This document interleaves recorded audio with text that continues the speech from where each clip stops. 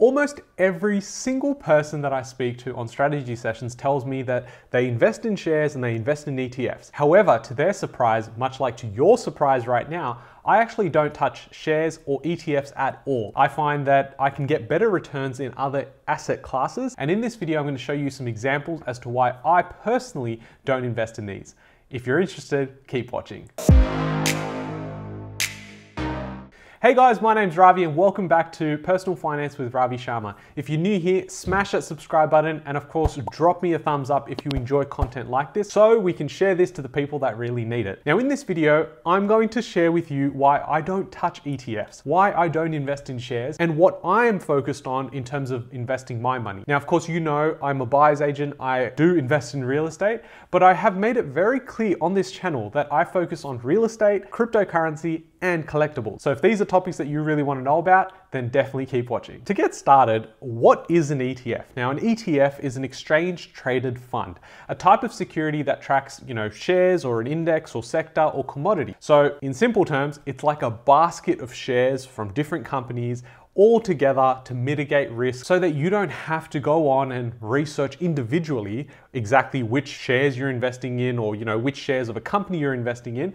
Rather, you just go, I'm going to keep buying as a dollar cost average strategy, this one ETF, right? Now you can have multiple ETFs that you focus on, but essentially you'd go, I don't really want to have an involvement with the research. I just want my money to grow a lot quicker than it does in the bank. So to give you an idea as to why ETFs are such a popular, investment choice for so many people is because it averages like 10 to 12% annual growth, which is significantly higher than the bank's interest of 1%. But not only that, but you can also get passive income where you get the dividends, you get about 4 to 6% on average, and that's a pretty sweet deal. And for a lot of people that I speak to, their strategy with it is they dollar cost average, put money into it every single month, and they just let it grow because in 30, 40, 50 years, it's gonna be worth a couple of $1 million. So if this all sounds so fantastic to you guys, you're probably wondering, why the hell does Ravi not invest in ETFs? Well, I obviously invest in real estate, cryptocurrency, and collectibles, and I've got a playlist for cryptocurrency, so you can get started with that as to why I choose that.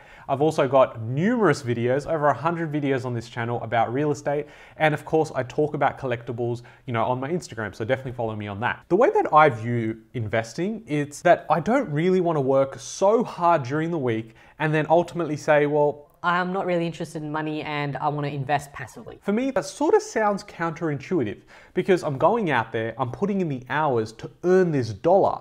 But then when it comes to investing that dollar, I don't really care where it goes. No, for me, that doesn't sit well. And so I don't take a passive approach when it comes to ETF investing. I look for how I can use every single dollar and make it work as hard as possible. This means that the harder the work that dollar does today, it compounds to huge gains over the long term. Now, before I go on any further, of course, none of it's financial advice. And if you do invest into ETFs, please, I'm not hating on you. I'm just showcasing sort of what I look at and why I don't touch the stuff. It probably gives you some more perspective as well when you start looking at what sort of returns I could get in other asset classes. But as a passive way to invest, I think at the end of the day, if you're investing, you're doing a great thing. Most people are too lazy to even go and do something like this, which is so passive, and they leave it in their bank account earning like 1%. Which to me sounds absolutely pathetic. So if you are doing ETFs, it's still a great strategy, but for me personally, I can find better returns elsewhere. Let's take a few examples. So let's say I had $50,000 and I choose to invest that into an ETF. Now, if on average it earns 10% as an annual growth, well, that's $5,000 a year. That's gonna obviously compound. And if I'm earning about 4% of passive income through the dividends through those shares, then that's about $2,000 a year. So in total, my returns are about $7,000 a year. Of course, that would obviously compound over the long term, and if you keep contributing every single month, it's going to grow quite significantly, quite quickly. So this is why a lot of people do it as like a passive, diversified way of investing. Now, for me, I would much rather use the $50,000 and leverage that to then go on, take on some debt and attach myself with Australian real estate. Now, this could work in any country that you watch, but 90% of you watching are in Australia. So my focus is on Australian real estate. Now, on average, we're looking at 5 to 10% growth every single year.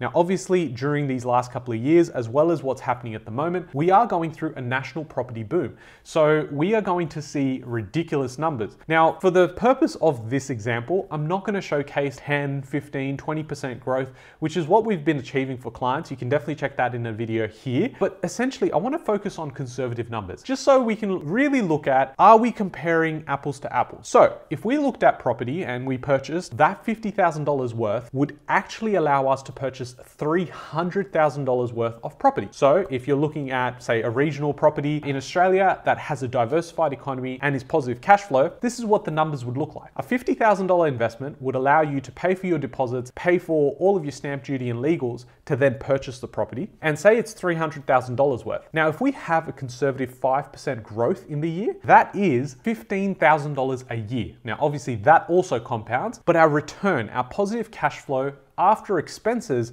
is going to work out to be about $5,000 per year. So just on that alone, we can see that the first example with ETFs gets us about $7,000 as a return on the $50,000, and we control $50,000 worth of assets. Whereas with real estate, I can use the $50,000, control $300,000 worth of assets, and also be earning about $20,000 in my first year as a return. Now, granted, part of that is equity and part of it's cash flow. However, we can just access that the same way that we do with the ETFs if we decided to sell. Now, in this example, what we're trying to do is we're trying to accumulate. So if you're in the accumulation part of your strategy, then these would be how you look at these numbers. Then comes crypto. Now, with crypto, obviously it is super volatile because it's so young. It's so new. And a lot of these projects, in fact, most projects, people do not understand how it works. Blockchain technology, don't know what that means, right? Now, for me, I've obviously said on this channel time and time again, we are early when it comes to crypto assets or cryptocurrency, if you like to call it that. We are early, which means we are trying to understand as well as invest into something that might be to some people a Ponzi scheme, speculative investment. For me, I can see what the long-term value of this space is, and I see really good growth long-term. Now, if we were to look at those sort of numbers, we're averaging like more than 200% growth in something as conservative as Bitcoin.